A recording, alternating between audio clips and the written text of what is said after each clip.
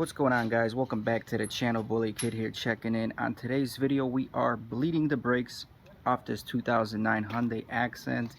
The pedal has become softer and softer. As you're accelerating, you're braking, the pedal kind of sinks slowly down more and more to the floor. The brakes are all within a year replaced, so I know it's not low brake life or anything like that. I don't see any leaks in the system. One way to check for leaks in the brake lines, just look at your wheel, check if there's any leaks. If the brake calipers are wet anywhere, you can check. If you don't have any leaks and you got newer brakes put in, the culprit can be air in the lines. So to remove the air in the lines, you have to bleed your system. And let's start off by telling you guys what you need to do. So the first thing is, here's your master cylinder, brake booster, and your brake fluid reservoir. The first thing you want to do is make sure what kind of fluid the car calls for. Right here you can see use .3 or .4 brake fluid. Now what's the difference between .3 .4? In simple terms, it's the boiling point of the fluid. If your car is able to run a .3 or .4, definitely go for the .4 brake fluid, as it offers more protection in higher temperatures. If you're racing your car or driving more aggressively, this is going to benefit you more than this one. Both of these right here will do great, and these are both synthetic brake fluids. You can also get conventional brake fluids, but if the option's there, the synthetic is there, go for the synthetic. Now a lot of people don't change their brake fluid at all, and that's a problem because brake fluid absorbs moisture, and when you get water in your brake lines, it reduces the brake pedal feel and the boiling point of the whole brake system. So most manufacturers recommend to change and bleed your brake fluid every 2 years or so. So I bet you 90% of drivers out there are not changing their brake fluid at those intervals. So right here you can see I already started bleeding the rear brakes, so the fluid is a lot cleaner than it was earlier. Earlier it was a lot darker. But on today's video I'm going to show you guys one way to do it that's cheap, it's efficient, and you could do it by yourself, because usually I was doing the brake fluid bleeding process with two people. One person hits the brakes in the vehicle, presses them down, and another person opens this bleeder valve, opens and closes while doing that. Well, this is the new process, guys. This process right here is a one-man showdown, and it's as simple as this. Alright, as far as the proper sequence for the bleeding procedure, refer to your owner's manual or online, but this is the best way I do it. I start off with the furthest brake line away from the master cylinder and work my way around the vehicle. The first thing you want to do is, on your caliper or on your drum, locate the nipple, and then once you locate the nipple, you want to remove the protective rubber coating, and this is going to be rusted for the most part. So spray some penetrating oil, spray some WD-40, let that soak in a little bit, and then take your appropriate size tool. This one is a 10 mil we're going to be using, and just break it loose. Once I break it loose, what I like to do before I start bleeding it is just open and close that nipple a few times. That way the threads are nice and smooth, and I can open and close it later during the bleeding procedure without any issues, without having it jam on me. Once that's done, we're going to take a rubber hose. This one is nice and tight and fits perfectly in there, won't introduce any air.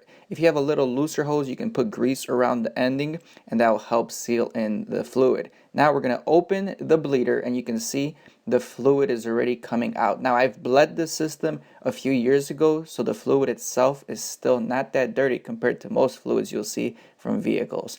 And once you got everything connected, just squeeze your trigger, and you can see the vacuum it's creating is pulling the fluid up and out. And this is a quite easy procedure, and we're going to do that until all the air bubbles we can see escaping the system. These air bubbles don't help with brake pedal feel or the performance of the brakes, so just keep doing that until you get clean fluid and until all the air is out of the system.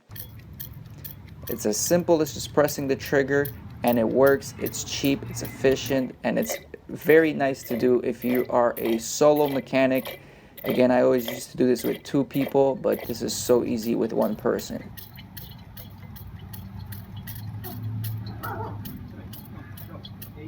Now always when you check your brake fluid, make sure the seal is sealed, because even though the brake fluid is sitting, if the cap is open, if it's not sealed, it is still absorbing moisture. So when you go out to buy a new brake fluid bottle, make sure everything is sealed. You know, I mean, if you have one laying around, it's open but it's new, it's still better than probably what you have running in the system now. So go ahead and run it. But if you're trying to do the optimal performance, get yourself a sealed bottle. So we have to top off the reservoir every time it gets low, because when we're bleeding the system, we're losing brake fluid. So we always want to check every couple minutes to double check the reservoir, make sure it's topped off. Because if you keep bleeding the system without putting more fluid in the reservoir, once it gets to a certain point right here, it's going to reintroduce air back into the lines, and you got to start all over again. And once you got your clean fluid, once you got all the air bubbles out, all you have to do is just retighten your system.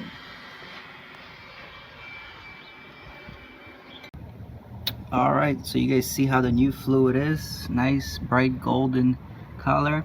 One thing I did notice, and I'm not sure if you guys are going to be able to capture this on camera, but the master cylinder has two ports right there. You see there's a brake line coming off the left one and the right one as well.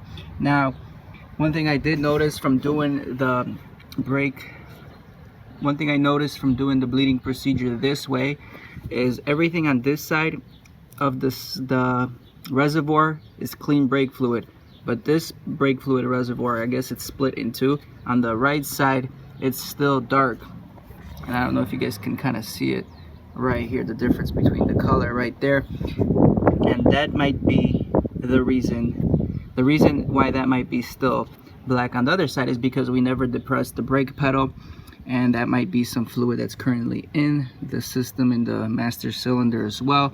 Again, comment down below if you guys are more familiar with this, but I'm gonna seal this up right now.